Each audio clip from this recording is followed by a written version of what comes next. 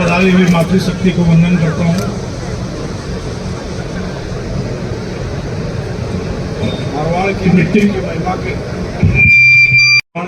की महिमा के मंजर से लगते हुए महामनाओं की महामंडली जो यहाँ विराजी हुई है, उन सबका अभिनंदन करता हूँ, अभिवादन करता हूँ, स्वागत करता हूँ। सबसे पहले मैं यह स्पष्ट कर दूं कि आप मेरे से पहले वाले वक्ताओं ने मुझे श्रेय दिया। न ये कोई श्रेय की होड़ है, न ही ये मेरा श्रेय है। हमने कुछ नहीं किया। यह आपकी भावनाएं थी, यह आपके विचार और अभिव्यक्ति देने का काम हमने किया। यहां बैठे लोगों में सारे चेहरे मुझे पहचाने हुए लग रहे हैं। क्यों? आप बता सकते हैं सारे चेहरे मुझे पहचाने हुए क्यों लग रहे हैं? ये सारे चेहरे मुझे इसलिए पहचाने हुए लग रहे हैं कि इन सारी आंखों में, सबकी आंखों में वही चमक है, वही आशा की किरण है, वही उम्मीद की लौ है जो मेरी आंखों में। इसलिए यहां बैठा हर एक व्यक्ति मुझे अपना सगा दिख रहा है। उसके हृदय का टुकड़ा हमारे हृदय के टुकड़े के साथ जुड़ा हुआ दिख रहा है। आज इस भरी दोपहरी में, चिलचिलाती धूप में आप सब यहां पधारे, बैठकर इंतजार किया। हमने फिल्मों में हमेशा देखा कि पुलिस हमेशा लेट से आती है। आज फिर देखा कि पुलिस लेट से आई है, बट उसके साथ यह देखा कि उस लेट से आने वाली पुलिस का भी लोग बैठकर इंतजार करते रहे। यह बहुत बड़ी चीज। मैं क्षमा याचना करूंगा कि हम लोग थोड़े लेट हो गए। कुछ मीटिंग चल रही थी, कुछ परिवादी थे, कुछ गंभीर मसले थे, उनको निपटाना जरूरी था। असहाय किस्म के लोग थे। हमने कहा पहले उनकी पीड़ा सुन ली जाए, फिर आप सबसे मुखातिब होगा। तो मैं क्षमा याचना करूंगा विलंबित होने के लिए, बट अब पुलिस लेट से नहीं आती है। अब पुलिस समय से आती है और पुलिस को देखकर बदमाश लेट जाते हैं। इस अभियान की बात करूं तो दुष्यंत कुमार की चंद पंक्तियां आपको सुनाऊंगा, जो आपके मन की भावनाएं हैं। हो गई है पीर पर्वत सी पिघलनी चाहिए, फिर हिमालय से कोई गंगा निकलनी चाहिए। आगे मेरे लिए तो सिर्फ हंगामा खड़ा करना मेरा मकसद नहीं। सारी कोशिश है कि ये सूरत बदलनी चाहिए। और आगे की पंक्तियां आपके लिए हैं कि मेरे सीने में नहीं तो तेरे सीने में सही, मेरे सीने में नहीं तो तेरे सीने में सही, हो कहीं भी आग लेकिन आग जलनी चाहिए।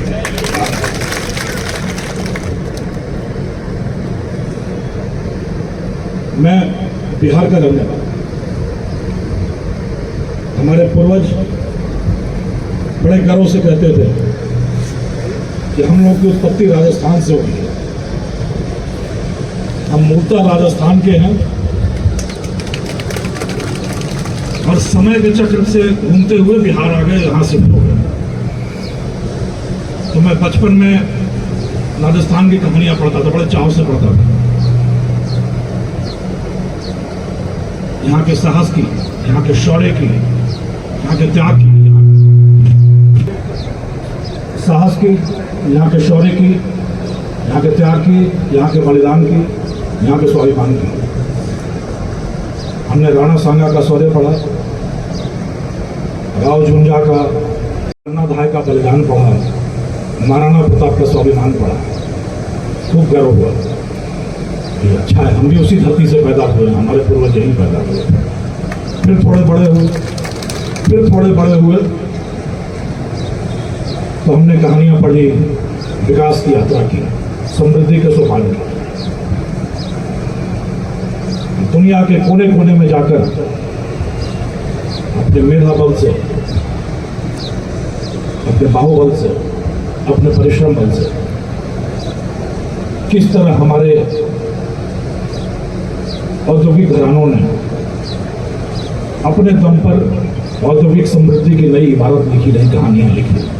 आपको गर्व होगा यह जानकर, यदि भारत के 100 सबसे बड़े औद्योगिक घरानों की बात की जाए, उसमें 60 से 70 घराने हमारे मारवाड़ और शेखावटी के ही हैं पूरे भारत में। अगर आप आज देखेंगे तो हमारे मारवाड़ में किसी भी कॉर्पोरेट कंपनी का हेड ऑफिस नहीं है, और इन सारी कंपनियों का लेखा जोखा बही खाता हिसाब किताब रखने वाले सीए सीएस हमारे मारवाड़ से ही पैदा होते हैं। यह रहा है हमारा विधाता। यह पढ़ते पढ़ते हमारे दिल में इच्छा होती रही कि राजस्थान की धरती तो बड़े भैया में कभी देखने का मौका मिले। 1-2 बार आए भी, भाग्य ने करवट ली,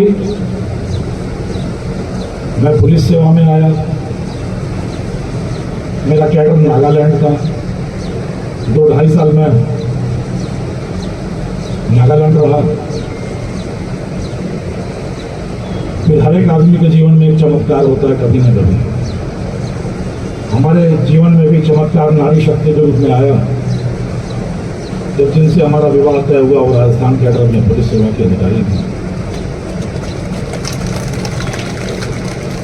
और कोई भी पुरुष बिना नारी के सहयोग, बिना अपनी पीठ पर नारी के हाथ के कभी आगे नहीं बढ़ सकता। तो हमारी धर्म पत्नी जी के सौजन्य से मुझे राजस्थान की धरती पर सेवा करने का, अपनी कर्मस्थली बनाने का मौका है। ये मेरी घर वापसी थी। मैं उसी धरती पर पुनः आ गया जहां से मेरे पूर्वज पलायन करते गए थे। और जब आया तो एक छोटा सा धक्का लगा। मेरी पहली पोस्टिंग यही हुई थी सोजत में, एएसपी के रूप में मैं सोजत आया, फिर कुछ दिन जोधपुर रहा। उसके बाद फिर मेरी पूरी नौकरी पूर्वी राजस्थान में रही। वहाँ शायद पुलिस की जरूरत ज़्यादा पड़ती है, यहाँ पुलिस की जरूरत कम रहती है, तो उधर रहना पड़ा। तो मुझे शौर्य तो वही दिखा, साहस तो वही दिखा, आत्मसम्मान वही दिखा, स्वाभिमान वही दिखा, उदार हृदय वही दिखे, बलिदानी वही दिखे, और साथ में एक कलंक भी दिखा। वह कलंक था इस नशे का। जिस तरीके से मोर नाचता है, उसको एक खूबसूरत कलगी दिखती है, उसके खूबसूरत पंख दिखते हैं, और उसकी आंखों से आंसू बहते हैं अपने बदसूरत प्यार के। शायद कुछ ऐसी ही विडंबना मारवाड़ में थी। हमारी मेधा शक्ति का कोई जवाब नहीं था, हमारे स्वावलंबन का कोई जवाब नहीं था। हम प्रकृति के प्रतिकूल परिस्थितियों का सामना करते हुए आत्मसम्मान से, अपने पूरे विश्वास के साथ अडिग खड़े थे, अटल खड़े थे, और लगातार विकास की यात्राओं में आगे बढ़ गए। हमने इतिहास उठाकर देखा, कितने भी आए इस देश में, चाहे शक आए हों, हूण आए हों, कुषाण आए हों, तुर्क आए हों, अफगान आए हों, मुगल आए हों, किसी की यह हिम्मत नहीं हुई, किसी ने सपने में भी यह ख्वाब नहीं देखा कि मारवाड़ की धरती को अपने अधीन रखे। मारवाड़ हमेशा स्वाधीन रहा, स्वावलंबी रहा, अपने पैरों पर रहा। अगर कोई शक्तिशाली था तो उसका सम्मान किया, यदि कोई कमजोर था तो उसको सहारा दिया। किसी ने प्यार दिखाया तो उससे गले मिला, किसी ने युद्ध की इच्छा प्रकट की तो युद्धोचित सम्मान के साथ, युद्धोचित शौर्य के साथ उसका सामना किया, पर अधीनता किसी के सिखा। और मोर के बदसूरत पांवों की तरह हमारे इन सारे सुनहरे पन्नों के बीच में एक दीमक लगा हुआ था, एक घुन लगी हुई थी। अपना भविष्य, अपना करियर, अपना परिवार, अपना जीवन, और क्षेत्र अपने पुत्र को तिल तिल कर मौत के मुंह में जाकर देखा और कुछ न कर सकता। और ये प्रकृति नहीं कर, ये ईश्वर नहीं कर रहा। जब भी लोग हमारे पास मिलने आए, सबने कहा कि साहब ये नशा खत्म होना चाहिए। गए 3 दिन बीत, बोले राम सको तब भयभीन हो गया। फिर दिनकर जी ने भी कहा सहनशीलता क्षमा दया को तभी पूजता जग है, बल का दर्प चमकता उसके पीछे जग जग। कोई भी सुधार हो, कोई भी परिवर्तन हो, उसके पीछे भय, दंडित किए जाने का डर, पकड़े जाने का भय आवश्यक है। तो हमने कहा कि ठीक है, यह पहल हम लोग करेंगे, पुलिस यह पहल करेगी। और पहल के पहले हम लोगों ने इस पर काफी शोध किया। पहला शोध किया कि यह नशे की कुपरंपरा आई कहां से। काफी शोध के बाद पता चला 10-15 साल से उसने कुछ पैसे जमा किए हैं और धूमधाम से बिटिया की शादी करना चाहता है। यहां बैठा कोई आदमी कह सकता है कि उसके पास अपनी बिटिया की शादी के लिए जितनी इच्छाएं हैं उससे ज्यादा पैसा है? नहीं कह सकता, हमेशा कम हो। कितना भी पैसा हो, कम हो। उस गरीब आदमी को जब अपनी बिटिया की शादी करनी होती है, तो नशेड़ियों का कोप उसको घेर लेता है। भाई मनोहार की व्यवस्था है कि नहीं? करूंगा सर। 3 से 4 लाख रुपए, 4 लाख रुपए उसको इस नशे के लिए लगाने होते हैं। अब चाहे वो बैंक से कर्ज ले या किसी साहूकार से कर्ज ले, 4 लाख रुपए कर्ज लेकर आया और इन नशेड़ियों की नशे की भूख मिटाने के लिए यह 4 लाख रुपए। जरा सोचिए, उन 4 लाख रुपयों में एक नवविवाहित दंपति का पूरी गृहस्थी बच सकती है। एक डबल बेड, एक अलमीरा, एक फ्रिज, एक एसी, गैस का चूल्हा, किचन का सामान, कुछ कपड़े, कुछ गहने, ये 4 लाख रुपए में हो जाते। नहीं होते? होते। वो 4 लाख रुपए कहाँ भेंट चढ़ गए? इन नशेड़ियों के उस नशे की ताली में, जहर की ताली में गए। कलेजा कांप गया उस बूढ़े में बाप का। साहूकार के यहाँ से 4 लाख रुपए न जाने किस सूद के रेट पर लेकर आया। अब क्या हुआ? ये 50 नशेड़ी यही इलाके के, वो बिल्कुल सेंटर में आके बैठे मेहमान वीआईपी की तरह। हाँ, मनोहार शुरू हो। अब याद रखिएगा, यदि महीने में 10 जगह शादियां हो रही हैं, तो आप मेहमान 1000 बुला रहे हो तो 500 आ रहे हैं। रिश्तेदार अपने 100 बुलाए तो 80 आए हैं, बट ये नशेड़ी 50 के 50 आएंगे, 49 भी नहीं आए। सही है गलत है? ये पूरे 50 के 50 आए और वीवीआईपी बन के बिल्कुल केंद्र में बैठेंगे और शुरू होगा मनोहार, मस्ती का आलम मंजर शुरू होगा। वहां बैठे बाहर के लोग देखेंगे उत्सुकता से कि क्या हो रहा है। कुछ कहेंगे तो गलत है, क्यों हो रहा है? कुछ कहेंगे भाई रीति है, क्या चलेगा। कुछ कहेंगे रोका जाना चाहिए, भाई अपने हाथ में क्या चल रहा है। तो कहता देखूं चाचा, मैं भी देखूं जरा क्या है ये। एक बार खाता है, थोड़ी सी किक मिलती है, थोड़ा सा अप मिलता है, मिलेगा क्योंकि दवा वाला थोड़ा सा तो है ही उसमें। उसके बाद उसको लगता है बड़ी अच्छी चीज़ है, तो डांस करने का मन कर रहा है इसको। थोड़ा सा चाटने के बाद थोड़ा सा चाटता है, महीने में 10 जगह जाता है, 10 बार वो चाटता है और वो लत का शिकार होता है। पूरा का पूरा युवा वर्ग इस लत का शिकार होता है और 50 और लोग उस शादी में खड़े होते हैं, कॉलर ऊंचा किए हुए कि मैंने जुड़ा के दिया। मार्केट में तो 6 लाख का आता, और ये परिचित थे तो उनको 4 लाख का ही दिया है। 4-5 वो बाप और जिनके अगले 1-2 साल में जिनके घर में शादियाँ थी, उनको हाथ जोड़ते हैं कि भैया हमारे यहाँ भी कम ही रेट में मिल जाएगा, मिल जाएगा। आजकल पुलिस का चेकिंग बहुत है और मुझे मालूम है कि कैसे जुगाड़ के लाना, और कॉलर ऊंचा करके समाज में ठेकेदार बन के नहीं बैठ जाते, बैठ रहे थे ऐसे। अब 10,000 शादियां होती हैं अमूमन 1 महीने में मारवाड़ में, और 4 लाख रुपए का खर्च 1 महीना। गुना करिए तो कितना होता है? 40 करोड़ रुपए 1 महीने में सिर्फ हमारा मारवाड़ नशे की भेंट चढ़ा रहा है। ये सही था गलत था? सबके मन में था कि यह खत्म होना चाहिए। और सवाल था कि बिल्ली के गले में घंटी कौन बांधे। यह सवाल था नहीं था आप लोगों के मन में, कोई तो करे। हमने कहा कोई। ध्यान से मेरी कहानी सुनिएगा, शायद आपको लगे कि आपके आसपास में भी ऐसा ही होता है। बोर हो जाइएगा तो बोलिएगा, मैं 1 मिनट में खत्म कर दूंगा।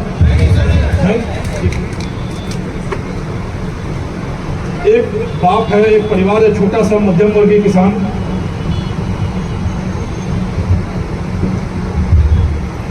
मध्यम वर्गीय किसान है, 3 बेटे। 2 बेटे पढ़ने लिखने में मन लगाते हैं, तीसरा कहता है पढ़ाई लिखाई से कुछ नहीं होना, बाबू बन के रह जाओगे। दोनों बेटे पढ़ते हैं, अच्छे नंबरों से 10th करते हैं, 12th करते हैं, ग्रेजुएशन करते हैं। फिर कोशिश करते हैं तो दुनियादारी भारी पड़ती है, धीरे धीरे 1-2 बार असफल होते होते कहीं ना कहीं नौकरी लगती है। एक पुलिस में चला जाता है, एक टीचर बन जाता है, अपनी गृहस्थी शुरू कर देते हैं। करते हैं, हम परिवारों में यही है। तीसरे वाला 10वीं में फेल होता है, बाप का दिल हाहाकार कर जाता है। फिर से दिलाता है, कहता अब नहीं पढ़ना, पढ़ाई में मेरा मन नहीं लगता, मुझे पैसे कमाने हैं, ढेर सारे पैसे कमाने हैं। और बापू तुम खेत पे जाते हो साइकिल में, तुमको बोलेरो से भेजूंगा।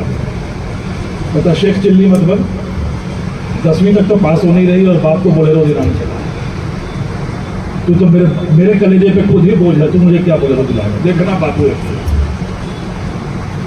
फिर पढ़ाई से इनकार कर देता है।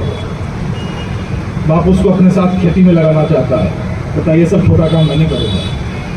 बाप ठीक के कहते तू करेगा।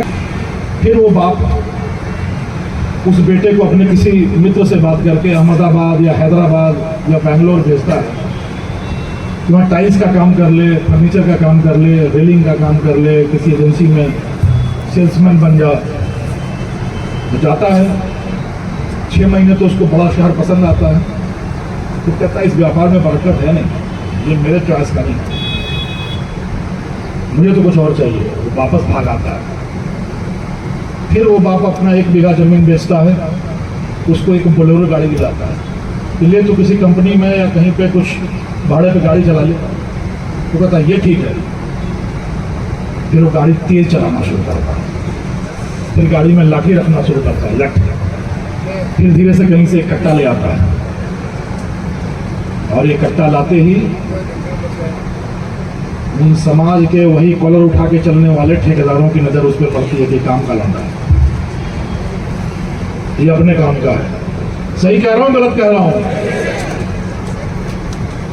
फिर वो उसको अपने साथ कहता है कि तुला गाड़ी मेरे साथ भाड़े में चला और तुम मेरा ड्राइवर बन। क्या उस्ताद की तरह गाड़ी चलाता है भाई, खुश हो जाता है।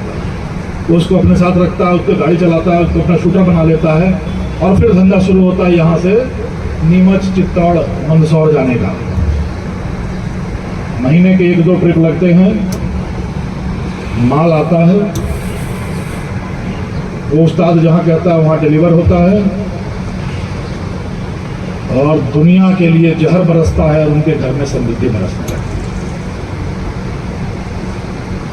साल गुजरते गुजरते वो आदमी करोड़पति हो जाता है।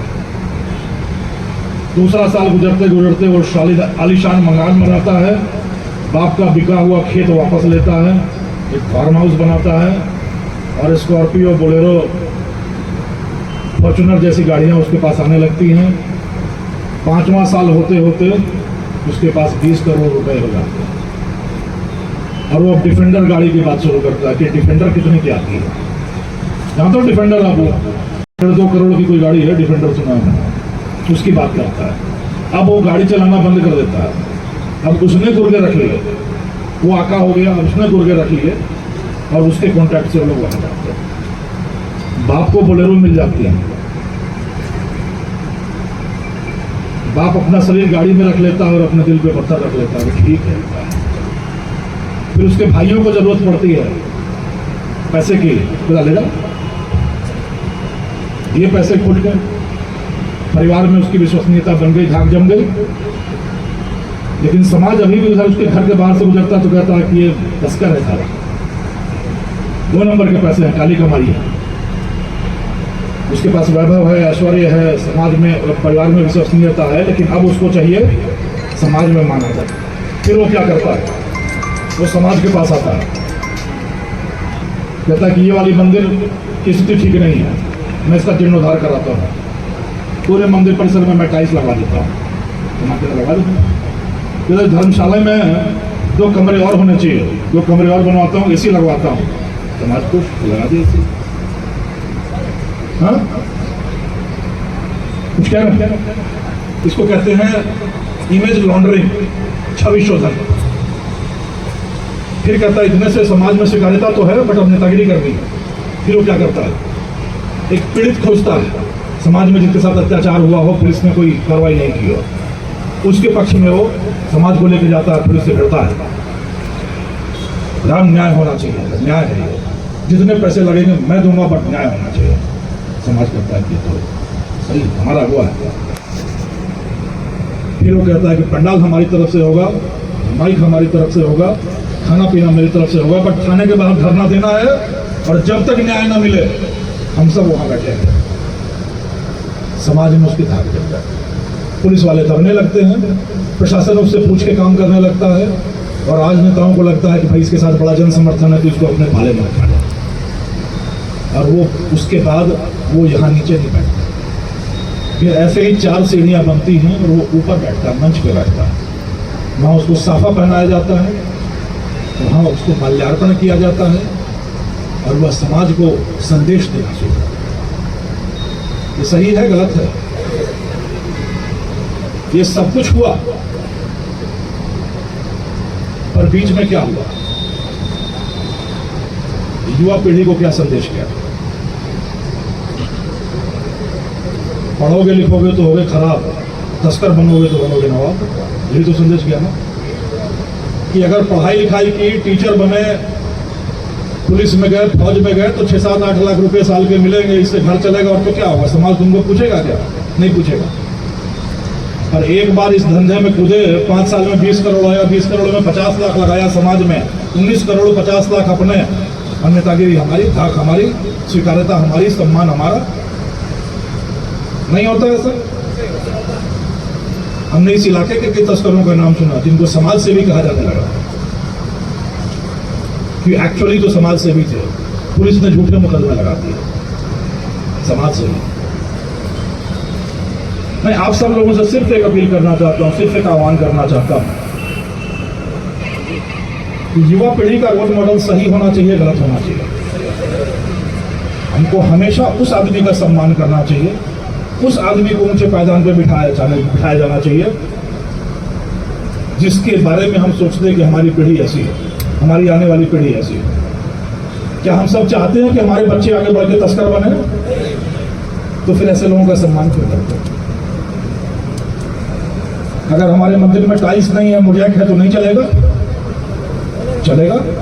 हमारे धर्मशाला में एसी नहीं लगा, कूलर लगा है, तो नहीं चलेगा। लेकिन अगर पूरी युवा पीढ़ी उस तस्कर को रोल मॉडल मानते हुए उसके रास्ते पर चल पड़ी, तो इस मंदिर धर्मशाला पुस्तकालय का कोई इस्तेमाल बचेगा क्या? ये मेरा करबद्ध निवेदन है आप सब लोगों से कि समाज में ऊंचे पायदान पर बिठाने के पहले, किसी का मान सम्मान करने के पहले, हम उसकी और अपने गिरेबान में झांक लें कि क्या यही है रोल मॉडल जिसको हम अपने समाज का नेता बनाना चाहते हैं, वो बनाना चाहते हैं। बहुत दुख के साथ मैं ये कहता हूँ कि हमारे इलाके में हमने कई ऐसे मति भ्रष्ट और पथ भ्रष्ट लोगों को समाज सेवी का दर्जा पाते हुए देखा, तो सुधार की जरूरत पड़ी। फिर हमने यह पीड़ा पुलिस ने अपने कदम कर लिया, फिर हमने कार्रवाई शुरू की, मदमर्दन चलाया। मदमर्दन यह उन बड़े मगरमच्छों के लिए था जो सालों से नशे का, जहर का कारोबार लंबे समय से चला रहे थे, यहीं बैठते थे, यहीं उनकी संपत्ति बढ़ रही थी, यहीं उनकी दुकान चल रही थी, और वो अपने आप को कानून से ऊपर, कानून के दायरे से बाहर, कानून को अपने जेब में समझकर निष्कंटक रूप से अपना साम्राज्य चलाकर अपना दुकान चला रहे थे। समाज को भी लगता था कि इनको सब जानते हैं, इन पर कोई हाथ नहीं डालता, तो ऐसे ही चलेगा। हमने ऐसे करीब 75 से 80 लोगों का चयन किया कि कौन है बड़े मगरमच्छ। उनको मोस्ट वांटेड बनाया। और आज आपको यह जानते हुए खुशी होगी कि उन 75 से 80 लोगों में से 65 ऐसे बड़े मगरमच्छों को हमने उनकी मंजिल जेल की सलाखों तक ले, जो अपने आप को कानून के दायरे से ऊपर समझते थे, जिनको लगता था कि उनकी गर्दन इतनी मोटी है, इतनी ऊंची है कि वहां तक कानून का पंजा नहीं पहुंच सकता, उनको उनकी औकात दिखाई। अब वो जेल की हवा खा रहे हैं, जेल की मिट्टी सूंघ रहे हैं और जेल के धूल खा रहे हैं। तो युवा पीढ़ी को यह समझ में आ गया कि यह रास्ता चाहे जितनी चमक दमक का हो, पर यह रास्ता स्थायी नहीं है, यह सार्थक नहीं। तो यहां से हम लोगों ने शुरुआत की ताकि लोगों को यह विश्वास हो कि इस देश में कानून का शासन है और कानून से ऊपर कोई नहीं होगा। जो गलत करेगा उसको उसका भुगतना पड़ेगा, विश्वास जमा होगा। फिर हमने शुरू किया सपोलिया। सपोलिया यह था कि वह खुदरा विक्रेता जिनके पास छोटा छोटा अमाउंट पड़ा होता है, बट हर नशेड़ी को, हर लत वाले को पता है कि वहां जाओ 100 रुपये दो, 200 रुपये दो और खुराक लेके आना। ऐसे बहुत सारे हैं, आज भी हैं। हमने कहा कि जब तक यह सुलभता से मिलना बंद नहीं होगा तब तक सुधार का कोई मतलब नहीं, क्योंकि तलब लगेगी। 2 मिनट में उस थड़ी से, उस दुकान से, उस परचून की दुकान से, उस किराने की दुकान से जाके ले उन पे कार्रवाई करें, खुदरा विक्रेताओं पे। और उनके लिए हमने शुरू कराया सपोलिया। कई कार्रवाइयां हुई हैं, लेकिन आज भी सिर्फ हमने एक मील का पत्थर गढ़ा है, मंजिल बहुत दूर। आप सब लोगों का सहयोग चाहिए। गुप्त रूप से, गोपनीय रूप से यह सूचनाएं देंगे कहाँ, किस थड़ी पे, किस दुकान पे यह चीजें बिक रही हैं, कौन सा आदमी बेच रहा है। चाहे उसके पास से 5 ग्राम ही मिले, बट जब वो अंदर जाएगा तो डर से बाकी लोग बेचना बंद करेंगे। यदि वो अंदर नहीं जाएगा तो सुधार नहीं। तो कई लोग कहते हैं सारे छोटे छोटों को पकड़ के क्या होगा। हमने कहीं छोटों छोटों को पकड़ के नहीं बहुत बड़ा काम होगा। कम से कम जो अवेलेबिलिटी है, उपलब्धता है, इस पर तो रोक लगे। तीसरा काम हम लोगों ने कराया नशा अभियान। नशा अभियान यानी सबकी भावनाओं से उनको परिचित कराना, जनता में जागरण लाना, जागृति लाना, चेतना जागृत करना, अपनी महिमामयी परंपरा के बारे में बताना, इस नशे के दुष्परिणाम के बारे में बताना, कानूनी प्रावधानों के बारे में बताना और सबको आत्मीयता से एक बंधन में बांधना कि यह काम नहीं करना है। हमारे थानों की टीमें गई, हमारे जिलों की टीमें गई और आपको यह जानकर खुशी होगी, मैं छोटी सी कविता में बताऊं कि निकला तो मैं अकेला ही था, लोग जुड़ते गए और कारवां बना। यह कारवां भी ऐसा बना, यह जन समूह, जन सैलाब बना, समंदर जैसा विशाल बना, हिमालय जैसा ऊंचा बना, जिसका ना आदि दिख रहा है ना अंत दिख रहा है। सिर्फ लोगों का सहयोग, लोगों का समर्थन, लोगों का स्नेह और लोगों का साथ ही साथ दिख रहा है।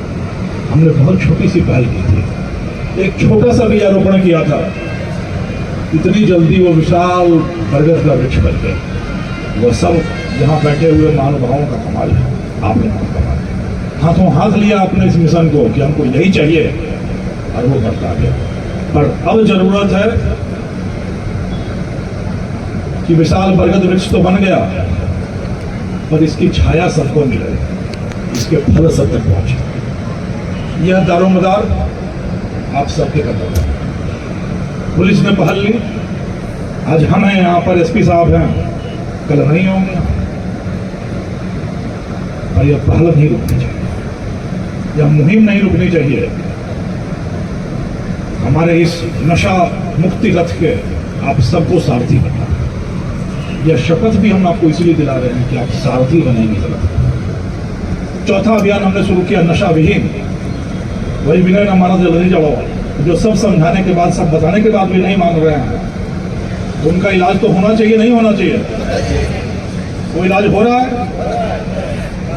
और वह सब आपके समर्थन से हो रहा है। कोई आदमी छोटा सा वीडियो बना के, छोटा सा फोटो डाल के देखता है, देखो यह देखो साहब, और अगले ही पल पुलिस धमक जाती है वहां पे कि चलो प्यारे, नहीं, तुम मुफ्त का नशा करना चाहते हो, हम तुम्हारे लिए मुफ्त के भोजन का और रहने का इंतजाम करा देते हैं। सही है, यह मुहिम भी बढ़ाई जानी है। इसके अलावा हमने भोकाल चलाया कि इनके बड़े बड़े जो खेपे हैं उनको पकड़ा जाए, घर कर घर चलाया कि जितने भी नशे के वांछित हैं उनको पकड़ा जाए। एक जमीन दोज चलाया कि इनकी जो भी काले धन से कमाई हुई संपत्ति है इनको सरकार के हवाले किया जाए, इनको बुलडोजर चलाया जाए, इनको जमीन दोज किया जाए। चल रहा है चिन्हीकरण का काम, वो ऊंची अट्टालिकाएं जो कभी आपको जीव दिखाती थी, बहुत जल्दी वो अट्टालिकाएं आपको जमीन पर जीव निकालकर सांस लेने की कोशिश करती दिखेगी। तो सब गिराई जाए, सब ध्वस्त होंगे या सरकार को समर्पित होंगे। अब हम लोग 3 नए अभियान चलाने वाले हैं। अब कई लोगों की आंखों में प्रश्न देखा मैंने, इसलिए कह रहा हूं। पहला अभियान चलाया हमने गृह सुधार। गृह सुधार यानी पहले अपने में चेंज लाया जाए, अपने में परिवर्तन लाया जाए, फिर समाज में जाकर अपनी बात करेंगे। हमारे पुलिस परिवार में भी कई सारे ऐसे हैं, थानों में बैठे हुए, लाइन में बैठे हुए, जो नशे की लत के शिकार हैं। मातृशक्ति के चेहरे पे मुस्कान देख के ही समझ में आ रहा है कि ये बिल्कुल सच है। अब ये गाना था कि वो पहला पत्थर वो मारे जिसने पाप ना किया हो, जो पापी ना हो है। तो यदि हम सुधारना चाहते हैं तो स्वयं का चरित्र और व्यक्तित्व ऐसा हो कि सामने वाला उससे प्रेरित हो, न कि सवाल खड़ा करे। तो हमने कहा हम गृह सुधार करें। अब हम ऐसे सारे पुलिस वालों का, पुलिस कर्मियों का चिन्हीकरण करके नशा मुक्ति के लिए उनके लिए गोपनीय रूप से कर रहे हैं। मान मर्दन करने की कोई जरूरत नहीं है हमारे अपने परिवार की। भाई घर का बर्तन है तो घर के अंदर धोया जाए, चौराहे पे लाके धोने का कोई मतलब तो है नहीं, है ना। तो उनको घर में ही धोने का काम शुरू करा दिया। जी, रोटी कभी बीच से खाई जाती है, गरम रोटी किनारे से खाई जाती है। किनारे से शुरू किया खाना, सुधार दिखेगा। दूसरा चलाया है हमने आरोग्य। आरोग्य का मतलब यह है कि गांव में, कई गांवों में ऐसे बड़े बुजुर्ग हैं जो समय के साथ नशे की लत के शिकार हो गए, उनका अपने ऊपर वश नहीं रहा। चिकित्सा इलाज से ही यह लत छूट सकती है, अदरवाइज उनके जीवन को खतरा हो गया है। तो उसका इलाज ये नहीं है कि उनको अफीम खिलाए, उसका इलाज ये है कि इलाज कराए। तो इसके लिए हम लोग, सही है, तो उसके लिए हम लोगों ने स्वयंसेवी संस्थानों से संपर्क करना शुरू किया है, चिकित्सालयों से संपर्क करना शुरू किया है कि किस तरीके से इलाज के शिविर लगाया जाए, कैंप लगाया जाए, और बिना उस आदमी को बदनाम किए, बेइज्जत किए, सही रास्ते पे लाने का प्रयास किया जाए। सही है ये भी। और तीसरा शुरू किया है नेह निमंत्रण। नेह निमंत्रण यानी जैसा आप खान साहब दिखा रहे थे अभी, कि शादी के कार्ड पे या किसी भी समारोह के कार्ड पे जो आदमी नशा मुक्त आयोजन लिखवाए, प्रिंटिंग प्रेस से उसको डिस्काउंट मिले। इसके लिए प्रयास करना।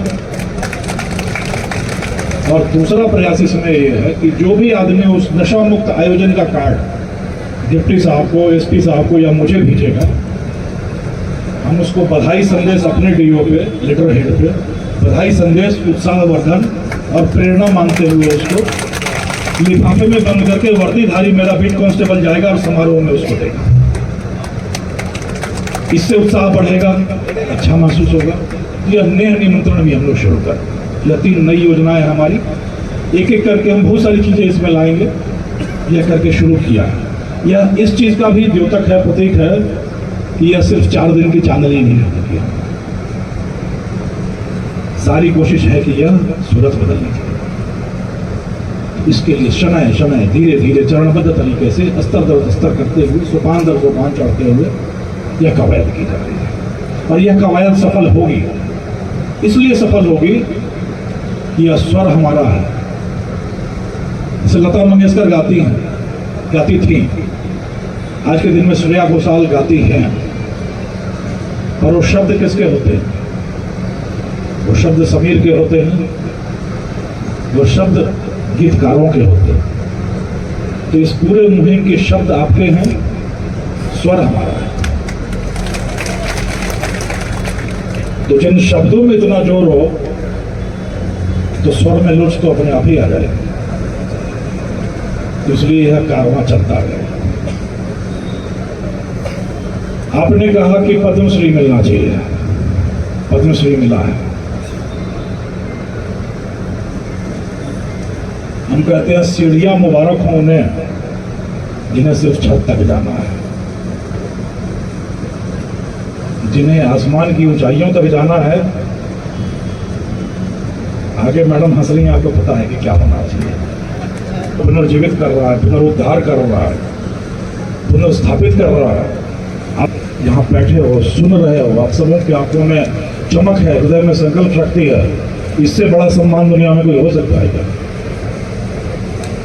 इससे बड़ा सम्मान कोई और नहीं। एक पुलिस अधिकारी इन पुलिस कर्मियों को क्या होता है, सारी सभाओं में जो समस्या सुनाई